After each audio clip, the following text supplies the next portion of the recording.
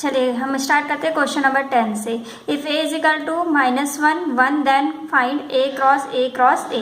मतलब 3 टाइम्स आपको ए क्रॉस ए फाइंड करना है। इट मीन्स आपको फाइंड करना है -1 1 क्रॉस -1 1 क्रॉस -1 1, ये 3 टाइम्स। तो आप क्या करेंगे, स्टार्टिंग में ये 2 को सॉल्व कर लेंगे, फिर इसके आंसर के साथ में इसे सॉल्व कर लेंगे तो आपका आंसर फाइंड हो जाएगा। नेक्स्ट है if A cross B is equal to P Q P R M Q M R then find A and B. तब आपको ए एंड बी फाइंड करना है। देखिएगा ए का एलिमेंट सबसे पहले तो आ जाएगा वो पी, P मल्टीप्लाई Q, मतलब कि Q क्या आ जाएगा, सेकंड का एलिमेंट आ जाएगा।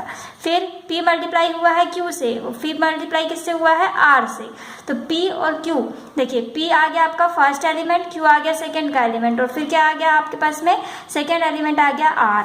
फिर फर्स्ट एलिमेंट क्या हो जाएगा, M का मल्टीप्लाई किस में हुआ है, Q एंड R पे। तो ये क्या हो जाए, Q और R सेकेंड एलिमेंट्स। तो ये आपका आंसर हो जाएगा ए बी की value. That A is equal to 1 2 and B is equal to 3 4। Write A cross B and tell how many subset A cross B will have. तो आपको क्या करना है, इसके क्या निकालना है, ए क्रॉस बी मतलब 1 3 1 4 2 3 2 4, और फिर बताना है कि इसके कितने सबसेट बने। तो इसके कितने सबसेट बनेंगे, 4 सबसेट बनेंगे। The cartesian product A cross B has 9 elements among which are found -1 0 and 0 1। Find the set A and the remaining element of A cross B. इन दोनों का आपको क्या मल्टीप्लाई करना है, मल्टीप्लाई करना मतलब क्रॉस प्रोडक्ट फाइंड करके सॉल्व कर लेना है। तो ए क्रॉस ए की वैल्यू आपको मिल जाएगी। नेक्स्ट क्वेश्चन है if A is a non empty set then show that five cross A equal to A cross five is equal to 5। तो लेट ए में कोई एलिमेंट ले लेना, ए इज इक्वल टू 1 2 3 और 5 इज इक्वल टू कोई भी element नहीं रहेगा। तो a क्रॉस 5 की वैल्यू आप फाइंड कर लेंगे। तो a क्रॉस 5 की वैल्यू कितनी हो जाएगी, 5। वैसे ही आप 5 क्रॉस a की वैल्यू फाइंड करेंगे तो 5। जैसे कि आप 0 पे कोई भी नंबर मल्टीप्लाई करते हैं तो वैल्यू कितनी आती है, 0। वैसे ही ये है, तो आपका हो गया 5, ये हो गया आपका प्रूव्ड। नेक्स्ट है आपका what is the cartesian product A cross B cross C where A is the set of airline. A किसका सेट है, एयरलाइन का, and B and C both are the set of the cities of India. और B and C क्या है, cities of India है। तो A cross B cross C क्या हो जाएगा, ये हो जाएंगे तीनों का मल्टीप्लिकेशन। इट मीन्स ये हो जाएगा आपका द सेट ऑफ ट्रिपलेस, इसके एलिमेंट मान लेना ए, इसका बी, इसका सी। तो ए हो जाएगा एयरलाइन का सेट और बी एंड सी क्या हो जाएंगे, सिटीज के नेम। बस इतना आपको इसमें आंसर लिखना है स्टेटमेंट में। नेक्स्ट है आपका रिलेशन। तो रिलेशन क्या होता है, रिलेशन होता है वही जो आपका आपके पेरेंट्स से है। जैसे कि आप अपने पेरेंट्स के क्या हैं, सन या डॉटर, तो आप दोनों के बीच में रिलेशन क्या हो गया, सन या डॉटर का हो गया। तो यही होता है relation. There can be relation between element of sets in many reference. अलग अलग तरीके से जब आप सेट्स के एलिमेंट को रेफरेंस करते हैं तो वही होता है relation. We usually talk of relation in daily life. Daily life में कुछ एग्जांपल देखें, जैसे कि for instant New Delhi is the capital of India. India और न्यू दिल्ली के बीच में क्या रिलेशन है, ये कैपिटल का रिलेशन है। वैसे ही मोतीलाल और जवाहरलाल नेहरू का क्या रिलेशन है, फादर का। तो इस तरीके से किसी चीज को रेफरेंस करने के लिए आप जो यूज करते हैं सेट का, वही होता है रिलेशन। तो यहाँ पे दिया है the structure use to denote relationship between element of sets is called relation. तो ये हो गया आपकी डेफिनेशन। क्या होता है, द स्ट्रक्चर, वो स्ट्रक्चर जो आप डिनोट करने के लिए, किसको डिनोट करने के लिए, रिलेशनशिप बिटवीन एलिमेंट्स, एलिमेंट्स के बीच का रिलेशन डिनोट करने के लिए आप जो स्ट्रक्चर यूज करते हैं वही है रिलेशन। और रिलेशन को डिनोट करते हैं कैपिटल आर से। तो चलिए यहाँ पे एक पर्टिकुलर डेफिनेशन आपको रिलेशन की दी हुई है। लेट ए एंड बी भी नॉन एम्प्टी सेट। ए और बी क्या है, नॉन एम्प्टी सेट्स हैं। देन ए रिलेशन आर, तब हम relation R from A to B sign exactly one of the following 2 statements. तब हम रिलेशन को कुछ नीचे स्टेटमेंट्स दिए हुए हैं 2, उनमें से किसी एक से शो कर सकते हैं। For each pair A B in the set A cross B, A is related to the element B, A B से related होगा। This is written as A relation B। तो यदि related है तो A relation B शो करेंगे। A is not related to element B, this is written as A not relation B। A relation forms a set A on itself is called a relation on A। तब हम क्या कहते हैं, ये A का A पे relation है, अपने आप का रिलेशन है। नेक्स्ट देखिएगा example, set inclusion subset is a relation on any collection of the set. जैसे कि कोई आप सेट बनाते हैं, सेट कोई कलेक्शन आप सेट रहता है आपका, उसमें आप कोई सबसेट बनाते हैं, तो ये सबसेट और सेट के बीच में रिलेशन होता है। For any given pair of sets A and B either A subset B where A not belongs to B. वैसे आपको नेक्स्ट एग्जांपल और दिया हुआ है, relation as sets of order pairs. किसी ऑर्डर पेयर्स के बीच में रिलेशन कैसे करते हैं, तो it is not always necessary that the statement one in definition first be true for each order pair A B in A cross B. In fact ये जरूरी नहीं होता है कि जो हमारी डेफिनेशन का फर्स्ट रिलेशन वो है वो हर एक ऑर्डर पेयर जब हम ए क्रॉस बी निकालते हैं उसके लिए सही हो। Relation R from a set A to set B is uniquely defined by a subset R of A cross B as follow. जैसे कि आर का रिलेशन है A order pair A B such that A relation is not B, A B से related नहीं है। तो इस तरीके से आप यहाँ के सारे एग्जाम्पल्स देख लीजिएगा, और कैसे सॉल्व करते हैं वो अभी हम बताते हैं। Domain, codomain and range. तो डोमेन, कोडोमेन और रेंज कैसे निकालते हैं, जैसे कि आप ए क्रॉस बी निकालते हैं, तो आपके कुछ क्या बनते हैं, ऑर्डर पेयर बनते हैं। तो ऑर्डर पेयर के जो फर्स्ट एलिमेंट होते हैं वो होते हैं डोमेन, और ऑर्डर पेयर के जो सेकंड एलिमेंट होते हैं वो रेंज होते हैं। देखिए डेफिनेशन देखिए, let A and B be two sets, A और बी क्या है, टू सेट्स है। Then R be R relation from A to B, तब आर क्या है, ए और बी के बीच में रिलेशन है। So that R is equal to A B such that A belongs to A and B belongs to B and A relation B, तब R subset होगा किसका, ए क्रॉस बी का।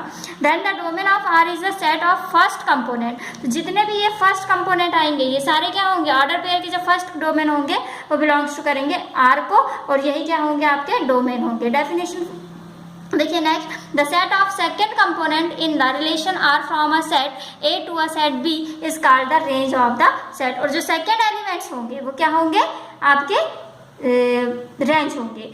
The whole set B is called the codomain, और जो हमारा पूरा की पूरा सेट बी जो रहेगा वो क्या होगा, कोडोमेन होगा of the relation. Not here note that range subset होती है कोडोमेन की, रेंज क्या होती है, कोडोमेन का सबसेट होती है। The domain of a relation R from a set A to set B is denoted by D R and the range is denoted by R R. Thus symbolically, इसको symbol से हम show करते हैं। Inverse of relation क्या होता है, जैसे कि हमने कोई रिलेशन निकाला, क्या निकाला, if R is a relation from a set A into a set B then the inverse of relation R denoted by R inverse. इस रिलेशन आर इनवर्स से डिनोट करते हैं इसे। Is the relation from B to A which consist of those order pair which when reverse, मतलब जो हमारे order pair होते हैं वो रिवर्स हो जाते हैं। जैसे ए बी था तो क्या हो जाएगा, बी ए, 1 2 रहेगा तो 2 1 हो जाएगा। जैसे कि देखिए आर है 1 2 1 3 2 3, तो आर इनवर्स क्या हो जाएगा, 2 1 3 1, मतलब फर्स्ट कंपोनेंट सेकेंड और सेकेंड कंपोनेंट फर्स्ट बन जाता है, तो ये होता है आर इनवर्स।